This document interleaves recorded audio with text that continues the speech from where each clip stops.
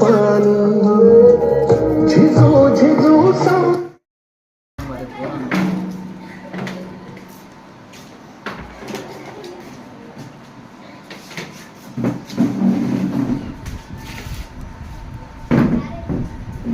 मुख्याध्यापक श्री बाळासाहेब गायकवाड सर शाळेतील शेवटची सही करतात.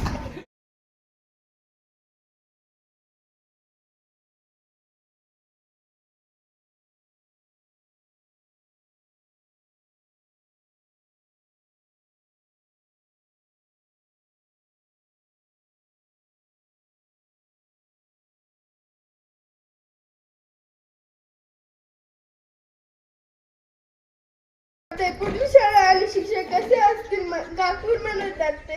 खरं तर या शाळेतील शिक्षक खूप चांगले आहे, खूप प्रेमळ आहे. या शाळेतील शिक्षकांनी अक्षराक्षर शिकवून आम्हाला शब्दांचा अर्थ सांगितला. काही वर्षापूर्वी माझे या शाळेत आगमन झाले. कुंभाच्या प्रमाणे मातीच्या गोळ्याला आकार देऊन त्यापासून सुंदर मडके घडवतो, त्याचप्रमाणे या शाळेतील प्रत्येक शिक्षकांनी आम्हाला घडवले. काही प्रसंगी त्यांनी आमचा दंगा तसेच चिवचिवाट सहन केला. आमचे वर्ग शिक्षक श्री कुलकर्णी सर खूप प्रेमळ आहे, खूप छान शिकवतात. आमचे गणिताचे शिक्षक केदारी सर, तुम्ही गणित शिकवत असताना कोणतंच गणित अवघड वाटलं नाही. आणि चव्हाण मॅडम इंग्रजी खूप छान शिकवतात. निळे मॅडम सांस्कृतिक कार्यक्रम खूपच छान शिकवतात.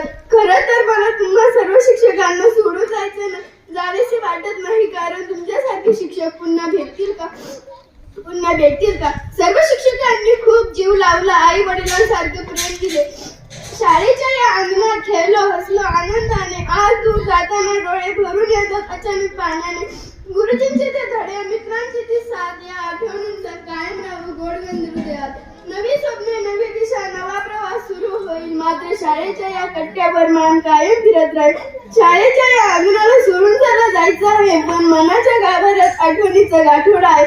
कधी शिक्षा, कधी कौतुक, कधी आनंदाचे क्षण. शिक्षकांनी घडवलं आम्हाला, दिलं ज्ञानाचं धन. पहिल्या वहीतलं अक्षर अजून डोळ्यासमोर आहे, खेळाचा तो मैदानी उत्साह अजून हृदयात आहे. कळलेच नाही दिवस कसे गेले, निरोपाची ही वेळ आली. आता मात्र मित्रांनो आकाशात झेप घेण्याची वेळ आली. सहवास सुटला म्हणून सोबत सुटत नाही, नुसता निरोप टिकल्याने नाटे तुटत नाही. निरोप देताना आपले मन होई हे जड, गुरु शिष्याचे हे नाते नेहमी राहो गोड. निरोप तुमचा घेताना लागे ठेच उरी, तुम्ही दिलेले ज्ञान हीच आमची शिदोरी, हीच आमची जन्माची शिदोरी. धन्यवाद. आले तरी मला विश्वास असायचा की माझी रुक्मिणी माझ्या वर्गाला खाली पाहू देणार नाही, आणि तिने तो शेवटपर्यंत तो प्रयत्न केला. तर या सर्व मुलांना मी वर्ग शिक्षक या नात्याने खरंच धन्यवाद देतो की तुम्ही खरंच शिक्षण घेणारे पात्र आहात, आणि भविष्यात तुम्ही निश्चितच मोठे व्हाल. आपल्या आई वडिलांची, गुरूंची आज्ञा डावलू नका, आणि जे सर सांगतील, आई वडील सांगतील, मोठे लोक सांगतील त्यांचा मान ठेवा, त्यांचा अपमान कधी करू नका. जो कुणाचा अपमान करतो तो कधीच पुढे जात नाही. कुणी आपल्याला बोललं तरी आपण एक शिकवण म्हणून स्वीकारावी आणि पुढे जावं. धन्यवाद.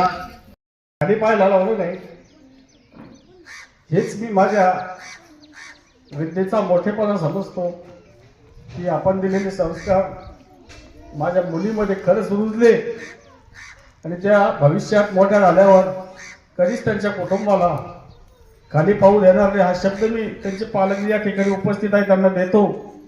आणि